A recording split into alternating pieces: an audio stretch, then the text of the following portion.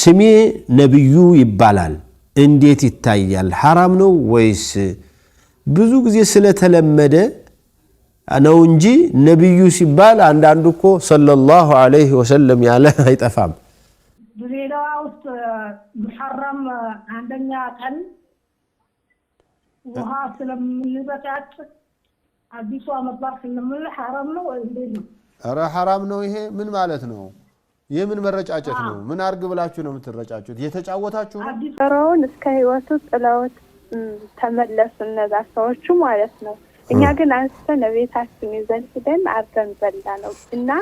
ለጅኔታ የተጣለን በላንም እንኳን ድሮ ልጅ ያለን ነበር አሳዘን ኦሆ የታደልሽው ነው እንዴ ይሄ ሽረሻል እንጂ አንቺ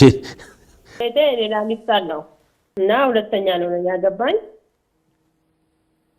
አሁን እሷ እስካሁን ድረስ ፎቶ አላለችኝም ቢያለች ልጆቿ ናቸው እንጂ የሚያናገሩኝ እሷ አታናገረኝ እሷ ተቀባይነት አለ ተቀባይነት የለውም ሰላም አለይኩም ወራህመቱላሂ ወበረካቱ የአላህ ዝነቻርና ሰላም ፍቅር ጤና በያላችሁበት ዳር በሉ በሁላችሁም ላይ ምሰኔ ዛሬም እንደተለመደው አነጋጋሪ አስተማሪ እጅግ በጣም ምርጥና አዳዲስ መረጃዎች ይዤ ቀርብ ያለው እነዛ ቪዲዮዎችን እንመለከታለን ለዚህ ዩቲዩብ ቻናል አዲስ ሆናችሁ ሰብስክራይብ ያደርጋችሁ ቤተሰብ ሁኑ ነባሮችን የቻናል ቆሞች ሁላችንም ቪዲዮን በላይክ እንጀምራለን ለእስላሞች ላይክ መስጠት የለም ቀጥታ ወደ ዛሬ ቪዲዮ لبثتم إلا قليلا لو أنكم كنتم تعلمون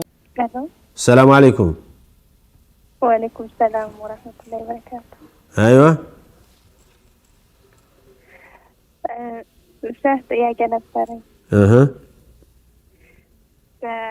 ሀገር አሁን አንድ ሰው ሲታመም ጠንቋይ ይሄድና አጣሉለት ምናምን ይሏቸዋል ምን አርጉለት አጣሉለት ምናምን እንደዚህ ጅንነክሶት ነው ይላሉ ለምሳሌ በእንደዚህ አይነት ቦታ ወይም እንደዚህ ወንዝ ምናምን ይላሉ ጣሉለት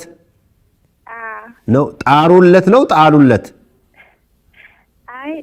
ጣሉለት ለምሳሌ ከእንደዚህ አይነት ወንዝ ነው እና የተነካው እንደዚህ አይነት ወንዝ እንደዚህ አድርጋቸው ወይ ደሮ ወይ ምን ይሉና ያዛሉ ጠንቋይ ስራ ደሮ አንገቱ ላይ አዙራችሁ ጣሉለት እሺ እንደዛ ያደርጋሉና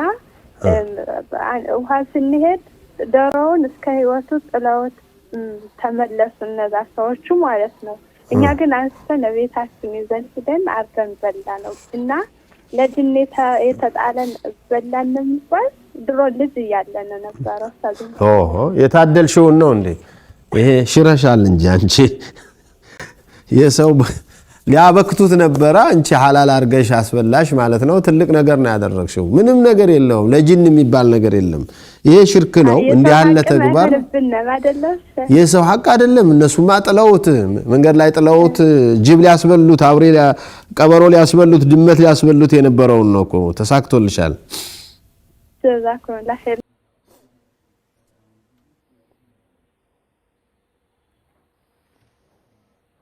السلام عليكم ورحمة الله وبركاته وعليكم السلام ورحمة الله وبركاته نعم شيخ أيوة بعد بيته ሌላ ሚስታል ነው أيوة እና ሁለተኛ ነው ያገባኝ አሁን እሷ እስካሁን ድረስ ፎቶ አላለችኝም ቢያለች ልጆቿ ናቸው እንጂ የሚያናገሩኝ እሷ አታናገረኝ እሷ ተቀባይነት አለ ተቀባይነት የለውም ላላ ምን ችግር አለው እንትኖች ጣውንቶች ከዚህ የበለጠም ሊቀያየሙ ይችላሉ የቅናት መንፈስ ነውና እንዲህ ያለው ጠብ አይደለም ሆን ተብሎ በሌላ ጉዳይ ካልሆነ በስተቀር በመቀናናት ባለው ጠብ አላህ Subhanahu Wa Ta'ala ያልፋቸዋል ሴቶችን ይላል እሺ ያቆም እንዳከረ ሰላም አለይኩም ወአለይኩም ሰላም ወራህመቱላህ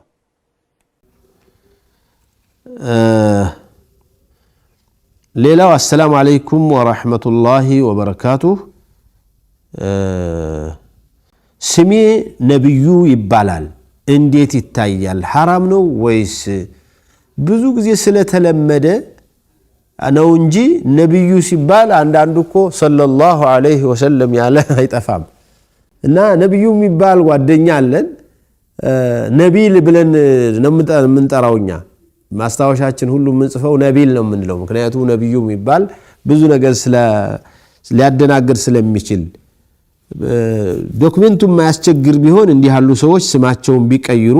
የበለጠ ነው ጀዛኩሙላህ ኸይር ወበረካቱ وعليكم السلام ورحمة الله وبركاته شيخ محمد نعم ድሬዳዋ ውስጥ محرم አንደኛ ቀን ውሃ ስለምንበጣጥ አዲሱ አመት በዓል ስለምን حرام ነው ወይ እንዴት ነው? ኧረ حرام ነው ይሄ ምን ማለት ነው? የምን መረጫጨት ነው? ምን አርግ ብላችሁ ነው የምትረጫጩት? የተጫወታችሁ ነው? አዲሱ አመት محرمም ቢሆን ቋግሜም ቢሆን ውሃ መረጫጨት ውሃ መታጠብ የሆነ ቀን ቆጥሮ ሙንከር ነው መጥፎ ነው በእስላም አልተመከረም እንደዚህ ረሱል አለይሂ ሰላቱ ወሰለም ኡመታቸውን አላስተማሩም محرم አንድ ቀን ተረጫጩ ውሃ ታጠቡ አላሉም نعم السلام عليكم ورحمة الله وبركاته وعليكم السلام ورحمة الله وبركاته نعم ጥያቄ ነበረኝ ايوه ፋቲሃ ሰላት ጊዜ ኢማም ጋር ሲጀምር ኢማሙ ሲጀምር ስንት ጊዜ ነው የሚባለው? አንድ ጊዜ ተብሎ ነው ወይስ ምንተው? ፋቲሃ አዎ ኢማሙ ጋር ሲቆም ፋቲሃ ኢማሙን ተከትለ ሲሰግድ በየረካዓው ፋቲሃን መቅራት አለብህ በየረካዓው በብዛትም ይቻላል እንደፈለጉ ላላ ብዛት የሚባል ነገር የለም አንድ ጊዜ የመጀመሪያው ረካዓ ላይ ሁለተኛው ረካዓ ላይ እንደዚሁ አንድ ጊዜ በየረካዓው አንድ ጊዜ ረጅም እሱም ቢቀራ ፋቲሃን ከጨረስክ በኋላ ድምጽ አውጥቶ እየቀራ ከሆነ ማዳመጥ ድምጽ የማያወጣ ከሆነ ደግሞ ዝም ብለህ መከተል ነው እንጂ ከዚያ በኋላ ለመቅራት ግድ የለም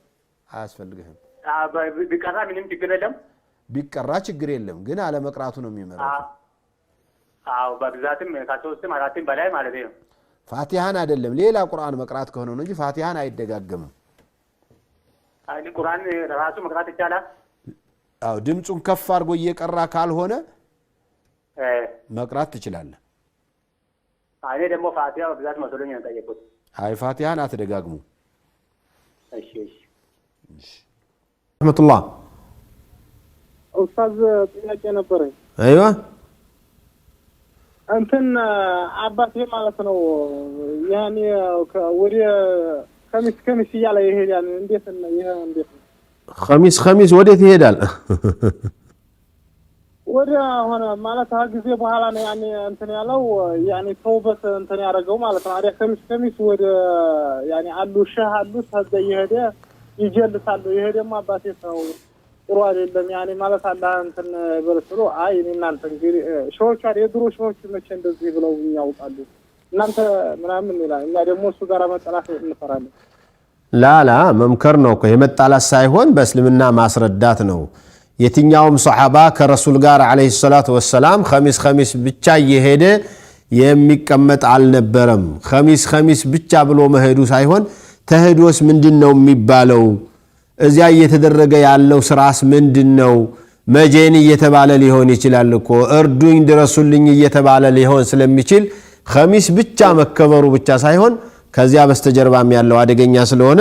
አባታችሁ ጋራ በጣም ልትመካከሩና ልትማማሩ ይገባችኋል በቁጣ ሳይሆን በትግስት ይዛችሁ በባህሪ ይዛችሁ አባታችሁን ልትለምኑ ልታሳምኑ ይገባችኋል ግን አትሰልቹ ምከሩት እምቢ ካለ አስመክሩት ከዚያ በኋላ ደግሞ እንግዲህ አንተ የምትሰራውን ነገር እኛ በሙሉ አናምንም በዚህ ጉዳይ ላይ አንተባበርህም ልትሉት ይገባችኋል ማለት ነው ጀዛከላሁ ኸይር ያ መራባ በረካቱ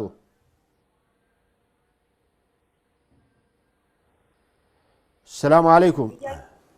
وعليكم السلام ورحمة الله ايوه جمال አዎ ጥያቄ ነበረኝ مرحبا ጁሙአ ቀን ማለት ሁለት አዛን ነው ያለው ቤት ያለን ሴቶች በመጀመሪያው አዛን ነው ወይስ በሁለተኛው አዛን ነው የሚሰግደው احسنتي جزاك الله خيرا بارك الله فيك የጁሙአ ቀን የመጀመሪያው አዛን ቀደም ብሎ ዛሬ ጁሙአ ነው ያልተዘጋጃችሁ ተዘጋጁ ሩቅ ያላችሁ ቅረቡ ብሎ ለማዘጋጀት ስለሆነ ገና ሰዓቱ ሳይደርስ ነው አዛን የሚያደርገው የሁለተኛው አዛን ነው ሶላት መድረሱንና ኸጢቡ ሚንበር ላይ መውጣቱን ሶላት ሊሰግድ መቅረቡን የሚያሳየው ሁለተኛው አዛን ላይ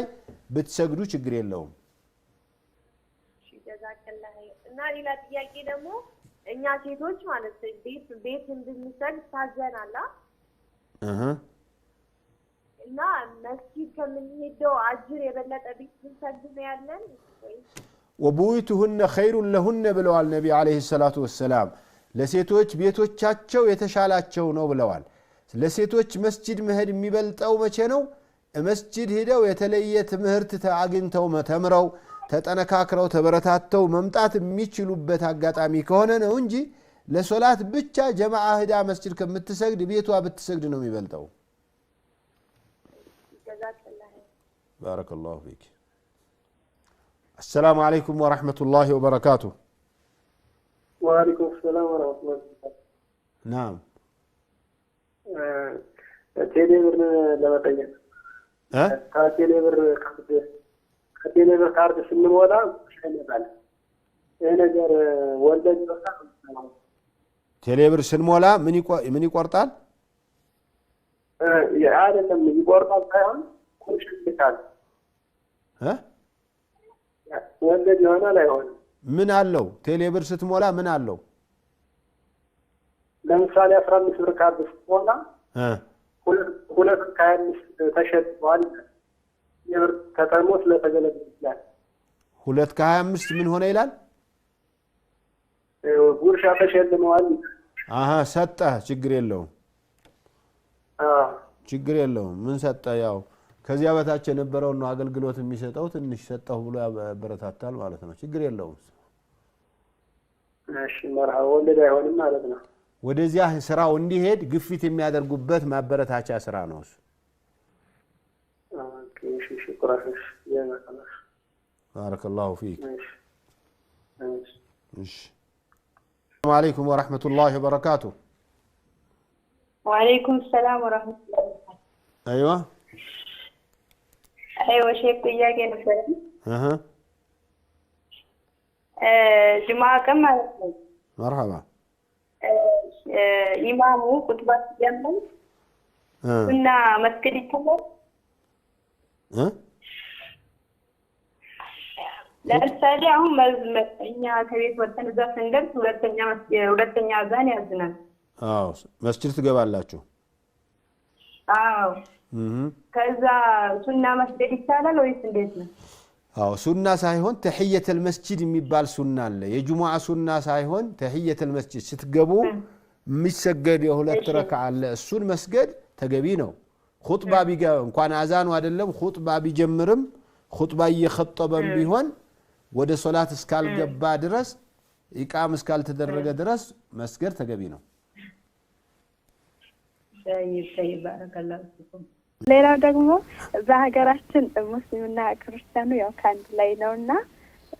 ብዙን ጊዜ ሰው ሲሞት ለምሳሌ ክርስቲያኖች ቢሞቱ ሙስሊሞች ወደ ጉድጓድ ይጨራሉ ምናምን የለከለስ ስለሚያደርጉት ማለት ነው ሙስሊሞችም ሲሞቱ ጉድጓድ ይጨራሉ ክርስቲያኖች አብረው ግን ላህድ ገብቶ ጀናዛ ምናምን የሚያስገባ ሙስሊም ነው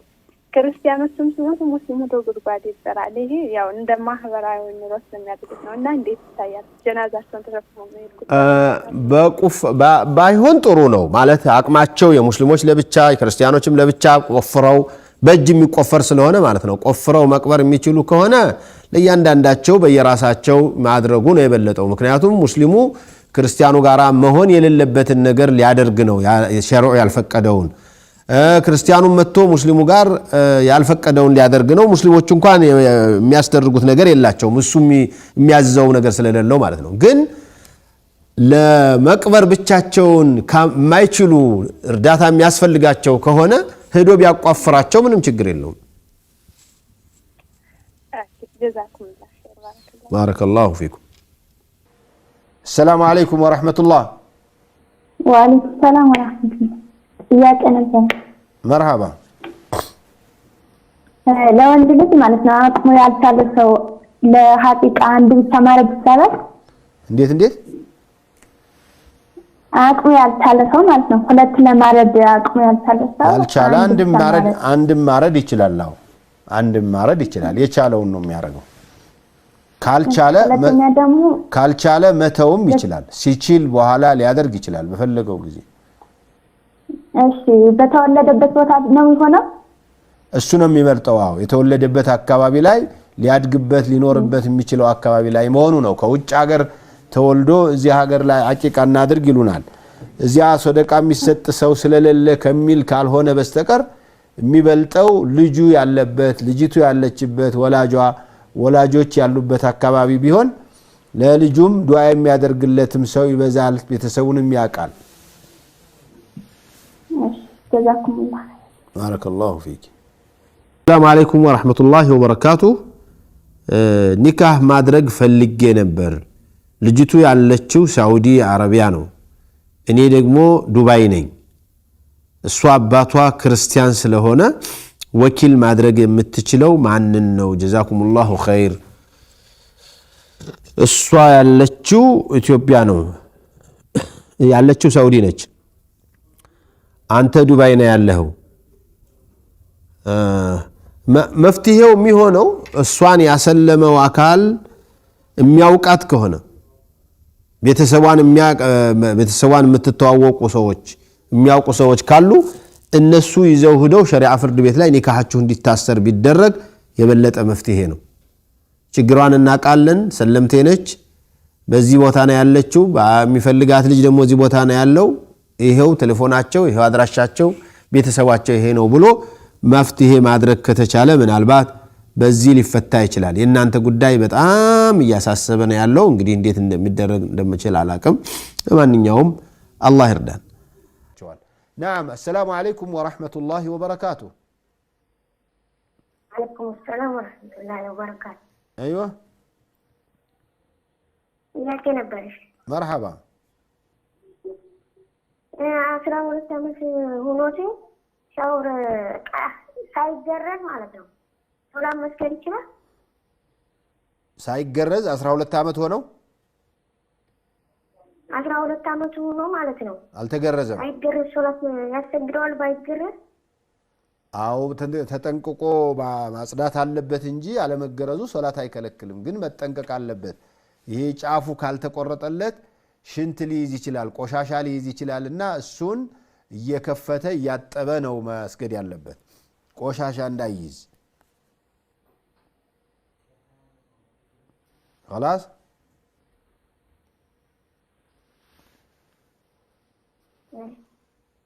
جزاكم الله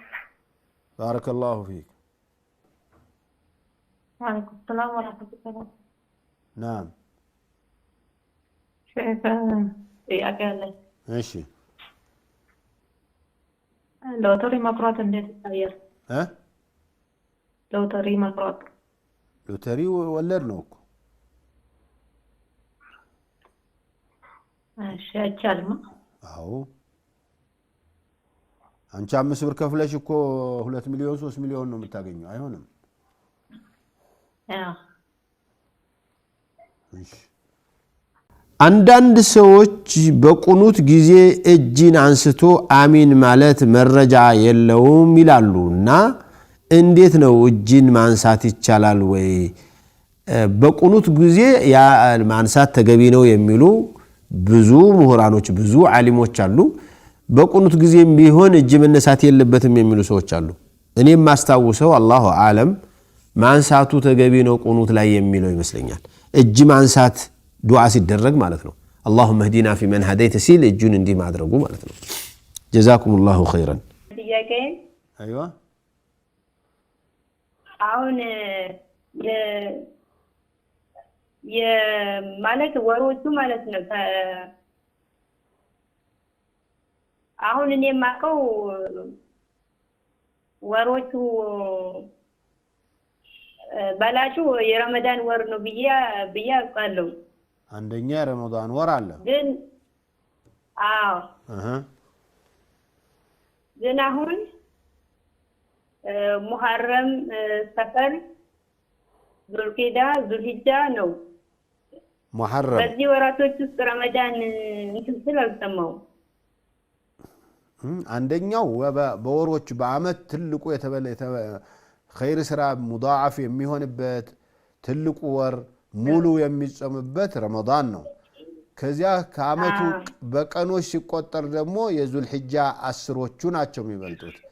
እንደ ጠቅላላ ወር ደግሞ ከወሮቹ ከረመዳን ቀጥሎ ሙሐረም ነው አይዋ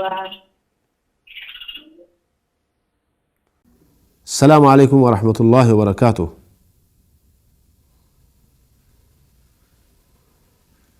አማናት ጥያቄን አንብቡልኝ የሚላለ ግን አንድ ሙሉ ገጽ ነው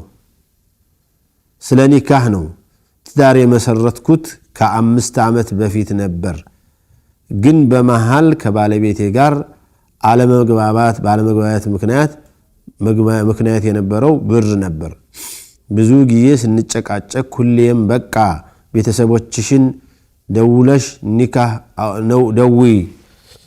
ኒካህ አውርዱልኝ ባያቸው ይለኝ ነበር የሆነ ጊዜ በጣም ተጣላን ራሱ በቃ በሶስት ፈታሁሽ ብሎኝ በስልክም ተዘጋግተን ነበር መልሶ ረጃዕቱ ብሎኝ ታረቀኝ አይ ከሶስት ፍች በኋላ እርቅ የሚባል ነገር ላይ ባታስቡ በጣም ደስ ይለኛል በአንድ ጊዜ ሶስቱን ያለ ሰው አንድ እንደፈታ ነው የሚሉ ዑለማዎች እንዳሉ በሰፊው አቃለሁኝ በደንብም አቃለሁኝ እንደ ማስረጃ ያነሱት ሁሉ አቃለሁ ግን በጣም ጅምሁር العلماء በጣም ብዛት ያላቸው ዑለማዎች ከሷሃባዎች ጀምሮ ሶስት የሚል ነገር ከተናገረ ፍቺ ነው የሚለው ነገር ነው እኔ በዚህ ነው እንትን የምለውና ሶስቱን ከተባባላችሁ በኋላ መመለስ እንዳልነበረባችሁ ነው ማቀው እኔ አሁንም መለየት አለባችሁ ብዬ ነው ማስበው ይሄው አሁንም ሌላው ጥያቄ ይሄንኑ ነው የሚለው ሚስቴን 3 ጊዜ ፈትቼሻለሁ ብያት ነበር ተናድጄ ወንድሞቼ አስታረቁኝ እና አብሬ መኖር ጀመርኩ ይሄ እንዴት ይታያል ነው አሁንም ይሄም ሰውዬ ጥያቄው በፍጹም ቦታ የለውም ሶስቱን ከተባለ መመለስ የለባችሁም ነው ምለውኔ ሶስቱን የተባሉ ሰዎች ወደ ኒካህ መመለስ የለባችሁም እኔ አሁን ገንዘብ ምን አለኝ ለባለቤቴ ይሄን ማውጣት እችላለሁ ወይ ማለት ነው ለባለቤትሽ ዘካ መስጠት እችላለሁ በግ አርደሽ ዘካ ለምን ባለቤትሽ የለውም እሱ የለውም አይ ግኔን አምኖረኝ አንድ ልጅ ተጎደኛ ጠይቅልኝ ስላለች ነው ሳፋና ባሏ መስጠት ትችላለች ለባሏ የዘካ ብር ለባሏ ልትሰጠው ማለት ነው መስጠት ትችላለች ወይ አንድ ገንዘባቸው አንድ ላይ ካልሆነ ይቻላል አዎ አንድ ላይ ከሆነማ በእጃዙር እኮ የሷኑ ገንዘብ ልትበላ ማለት ነው እሷ እሺ ሰላም አለይኩም